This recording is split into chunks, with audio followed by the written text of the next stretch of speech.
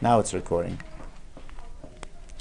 So Tommy's score is, the z-value for Tommy is negative 2.1. That means Tommy's score was 2.1 times the standard deviation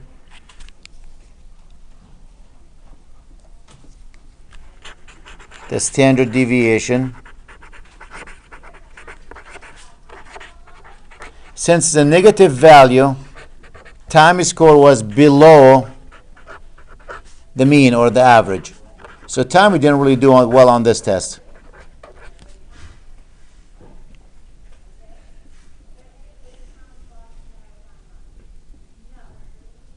So he's in the bottom of the class there. Jay, on the other hand, has a z-score of a 0. That doesn't mean he scored a 0 on the test.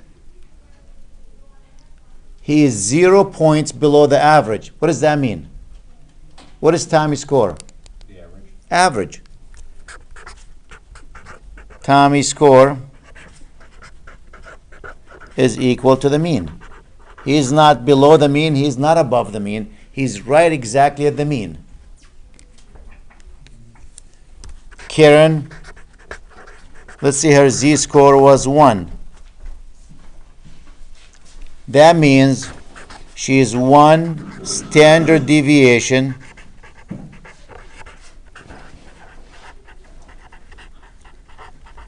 above the mean. She is 1 standard deviation above the mean. So she's roughly in the probably 70 percentile of the class. We'll talk about percentile here. Maybe 80 actually even. Bless you. So how do we calculate the z-value? And why are we interested in that? We showed you why we're interested. That tells us where. And when we get to normal distribution, everything is based on the z-value.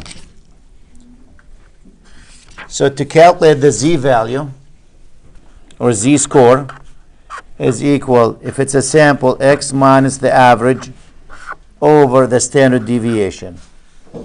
If it's a population, it's x minus mu over sigma. The first one is a sample? That's a sample. When you see x bar and s, that's a sample. When you see mu and sigma, that's population. So this is for a sample. It is actually the score minus the average over the standard deviation. And this is for the population. Let's take an example. Let's say on a quiz, last homework I gave you. Let's say the average, since not everyone there have 4 people missing, so that's a sample. The average was 80. And let's say the standard deviation S for that sample was 6.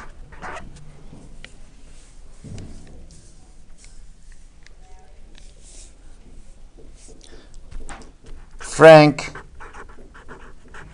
scored 84 on the test. Is he above the average or below the average?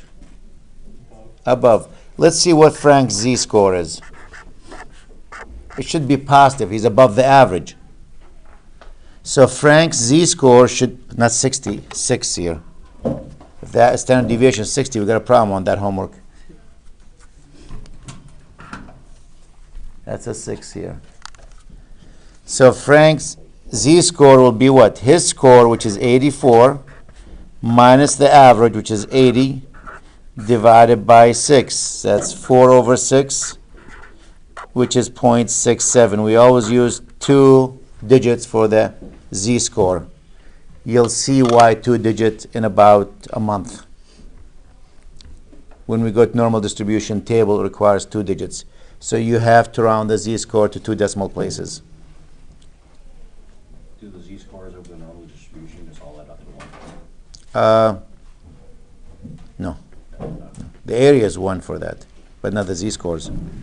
The z-score changes from side to side. Oh, okay. Yeah. Now again, let's say Kathy. We'll do Kathy. We want with the C or Kathy? We'll do with the C. Kathy had an 80. for a score. Same as the class average. What's Kathy's z-score? 80 minus 80 over 6, which is what? 0. Remember? The z-score for Kathy is how many points is she, how many standard deviation is she above or below the average. If her score is 80 and the class average is 80, she is 0 points above or below the average. And Pumba, come on Pumba. Pumba score is 70. So what is Pumba's z-score for that? His score, which is 70. Pumba, is that a man, woman? I can't remember. Timon Pumba from the Lion King. Was he a guy? Mr. Pig. Yeah, call me Mr. Pig, yep. 70 minus 80 over 6. That's negative 10 over 6. This is negative 1.67. So Pumba, he is 1.67 standard deviation below the average. So that's what the z-score tells you. How many standard deviation are you above or below the average? Always round your values to 2 standard deviations. I mean 2 decimal values. Now, last time we talked about usual value and unusual value. And what was the condition? What was the statement I made for value to be usual? Within 2 standard deviations. Within, yep, 2 on either side. So if this is the average, that means z-score equals to 0. This is z-score equals to 2. This is z-score equals to negative 2. If you land between these numbers, these are the usual value, ordinary value.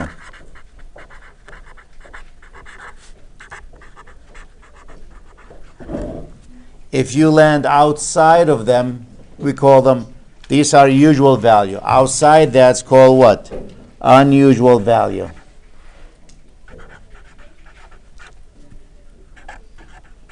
So anyone who is outside the 2 standard deviation is called unusual values.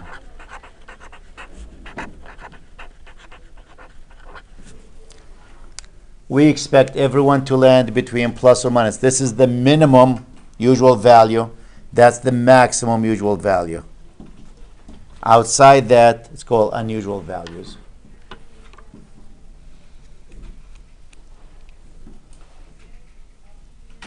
And I think we talked about this last time. The plus and minus 2 standard deviation.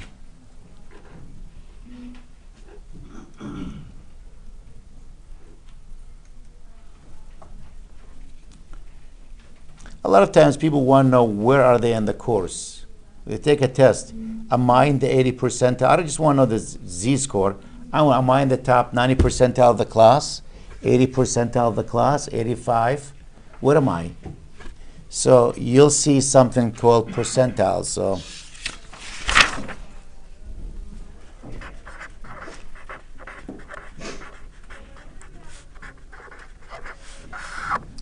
we use percentiles. When you say P50, that means you are in the 50 percentile of the values. P76, you're in the 76 percentile of the class. P40, you're in the 40 percentile of the course. That's in the bottom half. P99, the top 99 percentile of the class.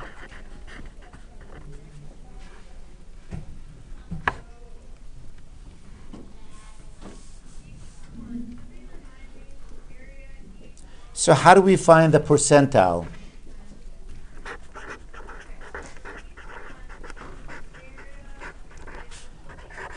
I'll give you an example, but to find the percentile of your score, we're giving you a score, like 20 scores, and we pick one number.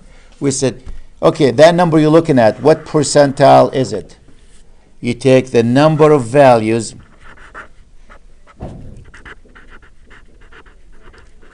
less than that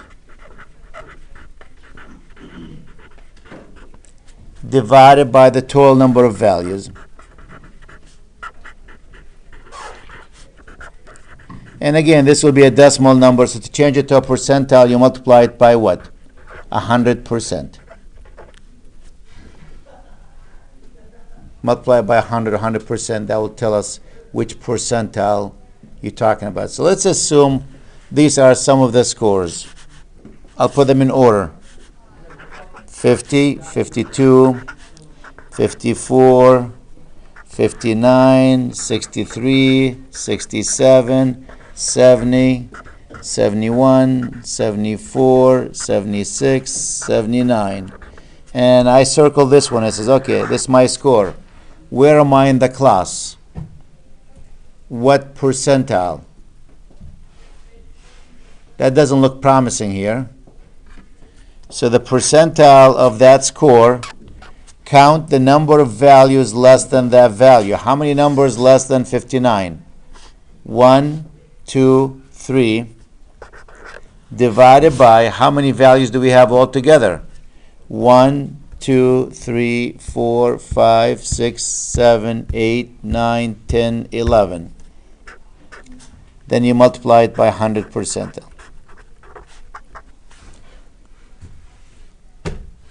Hey, where's my calculator now?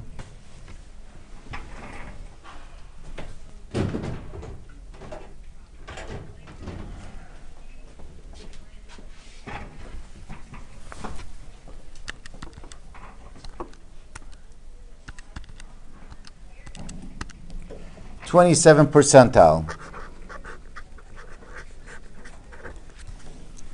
If somebody scored a 74 on the test, and they go, where am I in the class?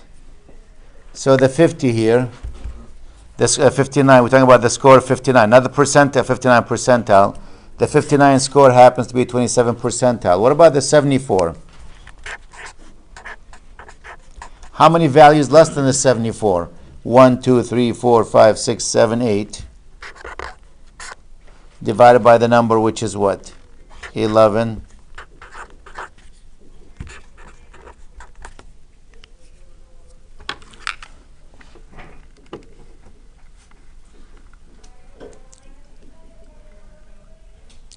So 8.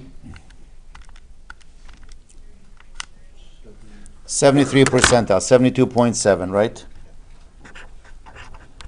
Notice one thing. If you pick the highest score, what percentile are you? You think you're the 100 percentile. You're not. Because you count how many values less than that. Divided by that. The other thing you probably noticed, when you have 11 values, that's a small number. So one score is going to change your percentile by what? Almost 10%. So that's why when we talked about small samples are deadly, because of that reason. One value can affect your percentile by, like if this score wasn't there, or if I had one score to the left of me, that 27 percentile will go 37 percentile. So usually you're hoping to get a large sample, not just 10, 11 values. What would happen if you had multiple 70s, you got to tell me which one. You know? Is there like a limit on like sample size for when you just start assuming the highest value, even though technically isn't equal to 100%, is effectively equal to 100% because there's just so many values that one particular... Well, once you have like in the hundreds, even if you pick that number, the highest number, it might not say 100. Let's say if you have 200 values, right? What's 199 divided by 200? Approximately. Yep, so it becomes almost 100. So soon enough, after like over a 100, over a 150 actually, if you do the math, over a 150, any number over 150, that value becomes 100%, be 99.5%, which if you round it, that's 100. You know.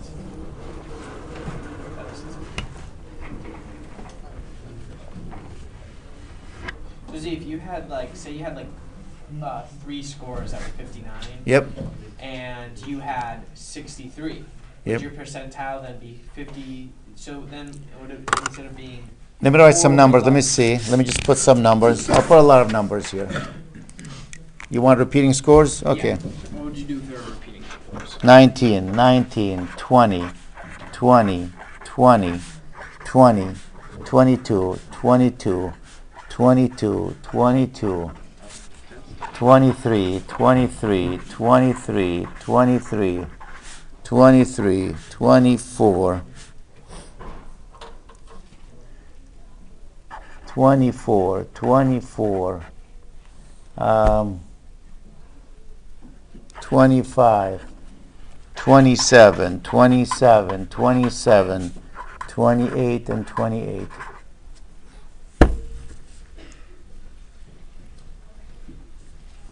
Now, if you said to me the percentile of 23,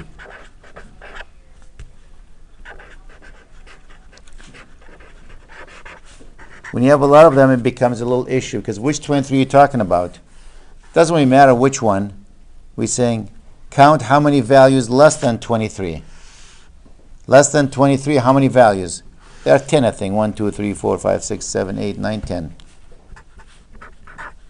Over how many values do we have? 10, 11, 12, 13, 14, 15, 16, 17, 18, 19, 20, 21, 22, 23, 24. Over 24 times 100%. So it doesn't matter which 23 you're talking about. Now it doesn't seem right because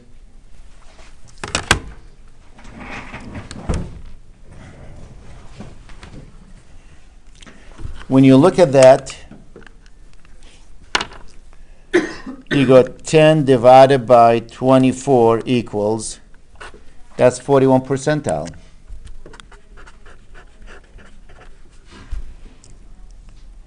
Now if I say, what about the 24? So you scored 23. Let's say the person scored 1 point more than you. The percentile of 24. How many values less than that? 1, 2, 3, 4, 5. That's 15 over 24.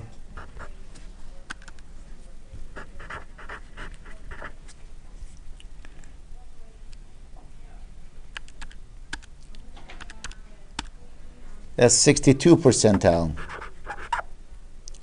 62.5 percentile.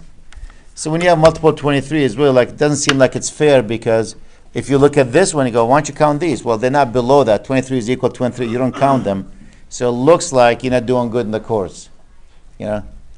But you got one extra point. Now you're in the top half of the class instead of the bottom half. Yeah. A lot of times when you see a ranking like this, they go, for example, let's say this is the lowest one, the one, right? The lowest to highest. They go the lowest, number 1, Z. Number 1, there's 2 of them, Karen. Number 2, 2 is gone. They go 3, because that's 1 and 2 really. 3, it's Tommy. J, they have the same value. Steve. Lisa. That's 3, 4, 5, 6. The next one becomes 7.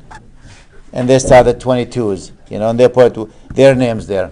So when you look at the ranking, I was just looking at that yesterday to see, I was checking goals for my daughter on ECAC, and that's what they were doing. They go like in terms of ranking, where she's ranked. They'll be like 10 at 24, then the next one will be 34, because they have 1 point more than she does. And she'll be in the group of the 34 down there. 34 might be 10 of them again. So the next one is different. So that's how they rank them like that. So you can't you're not allowed to express the percentiles as ranges? No, it's just a percentile, like what is the value? Is how many values below that number divided by all the numbers. That's the definition. So when you have multiple 23, you can't use these. They're not below that number. It has to be less than that number divided by the total value. Then the next number becomes a 60 percentile right after that,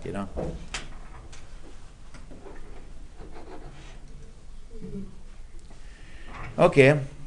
How about if I give you the percentile backward, can you tell me what the number is? If I said, okay, given these numbers, which number is the 29th percentile? Which number is the 74th percentile? So working backward here.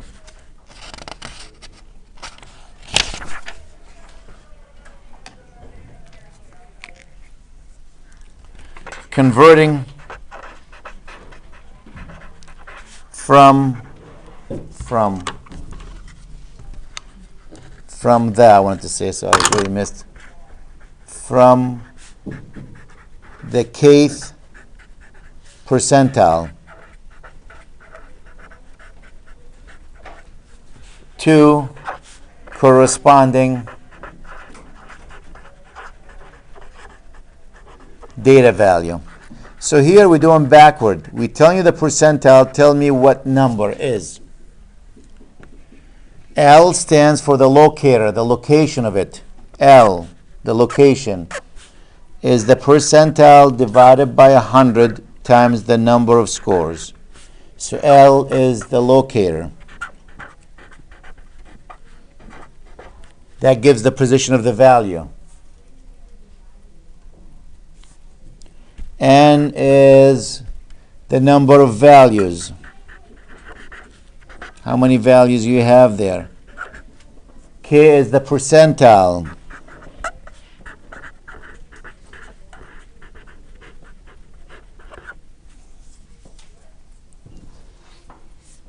So let's try that. And PK, that's the kth percentile. K, not TT, KTH. Kth percentile.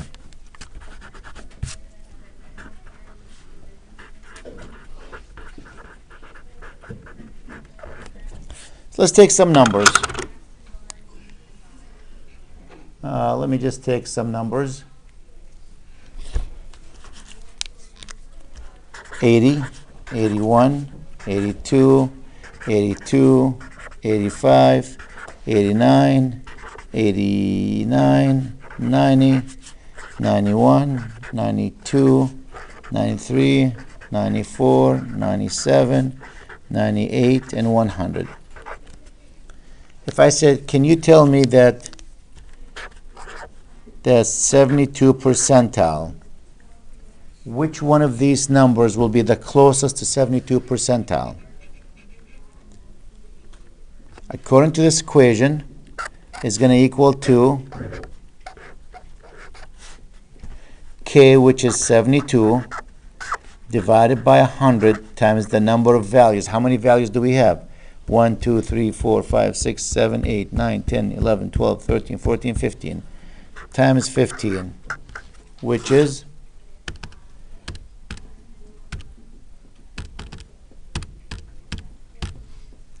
I got a 10.8.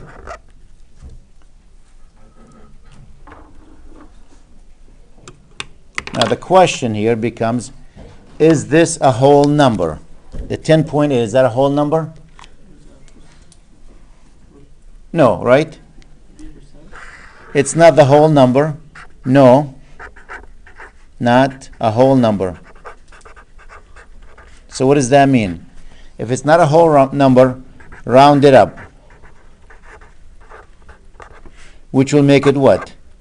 11th. The 11th number is your 72 percentile. The 11th number. 1, 2, 3, 4, 5, 6, 7, 8, 9, 10, 11. So there is your 72 percentile, the 93. If it was 10.3, would you just round Still round it up. Oh, still round up? Yep. So always round down. Always round up. The question, what happens if that was a whole number?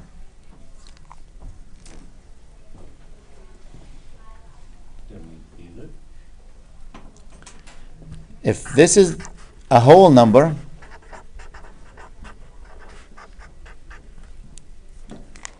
for example, if the value was a 7th or the 8th, let's say this, we did the math. Example, this was 8th.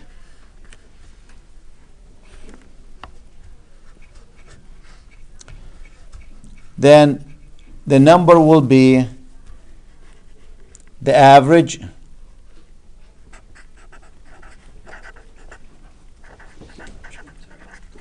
of the L and L plus 1. In this case will be the average of the 8th and the 9th number. You find your 8th number, your 9th number, you add them and divide by 2, and that becomes your 72 percentile if this was an 8. So if the number is a decimal number, round it up. If it's a whole number, you take that location and the one after it and you average them. Everyone's clear on that? So if this was an 8, I'll go 1, 2, 3, 4, 5, 6, 7, 8. This is 8 and this is 9. I average the 90 and the 91. What is the 72 percentile? 90.5. The average of these two numbers.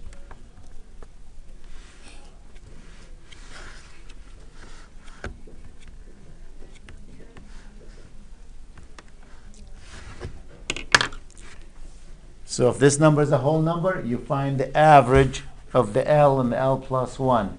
If it's a decimal value, round it up.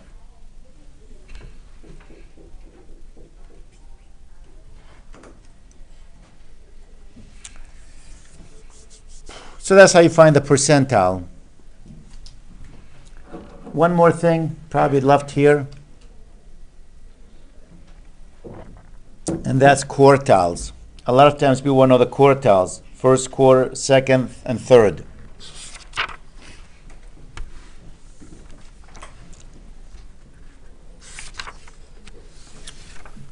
What are quartiles? We have three quartiles. We have Q1, we have Q2, and we get Q3. What's Q1? Q1, think about quarters. Quarters, how many? 25 cents? Q1 is the number that has 25% of the values to the left of it and 75% to the right of it. That's what a Q1 is. First quartile. Q2, 2 quarters. What's that? 50, right? 50% to the left, 50% to the right. And what about Q3? 3 quarters. 75% to the left, 25% to the right. I didn't tell you how to find Q1, Q2, Q3, but you should know how to find Q2 already. What is that? Q2, 50%. It's the average mean. Not the mean. The Median. median. Q2 is really the median. If you remember from doing the homework, the median is the middle value. If you have an odd number, that's your median. The one in the middle. If you have an even number, you take the 2 middle ones, you add them and divide by 2. So let's see, how do we find Q1, Q2, and Q3? This is called first quartile, second quartile, third quartile.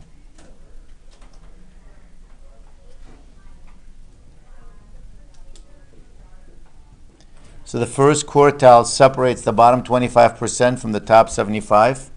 The second quartile separates the lower 50 from the top 50. And the third quartile separates the bottom 75% from the top 25%.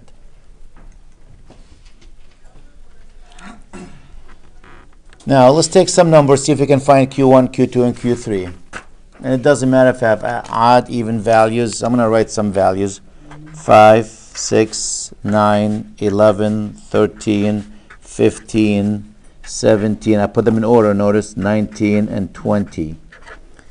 It says find Q1, Q2, and Q3.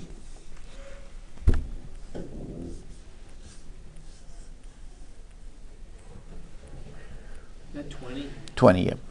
I put them in order. Over the record. Yeah. It was in the line. So I'm going to start by finding the median because that's Q2. Start with that. What's my Q2?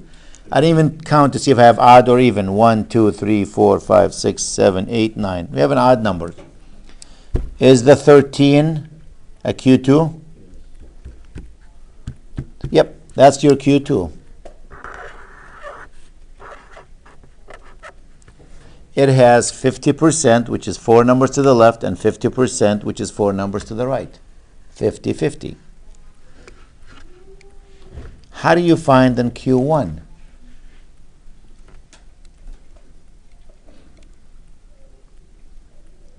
Well, this is the 50 percentile, right? That's the 50. Let's look at this group and look at that group.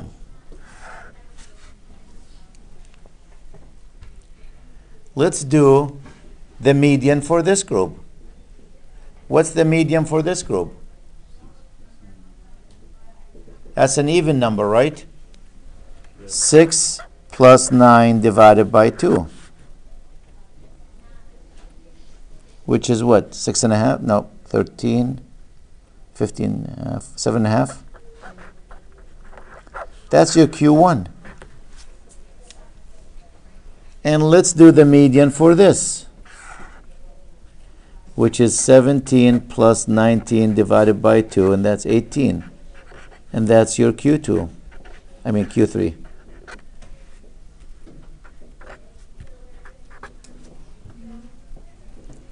So you start by finding Q2. Once you find Q2, you find the median for the lower half, median for the upper half. That's Q1, that's your Q3.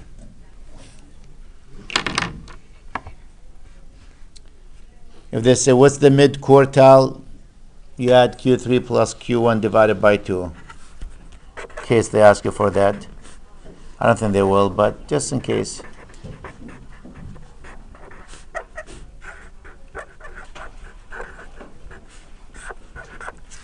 If they ask for that. In this case will be what?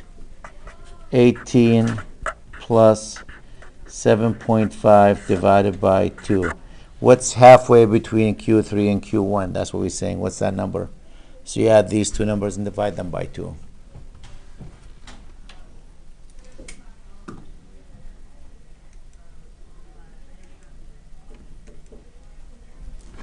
Now, unfortunately, I don't have Minitab here, but for those people interested in that, you can actually download Minitab. It's a program we use for statistics, good for 2 months. And you can actually calculate all the stuff with one click on it. Let's stop this.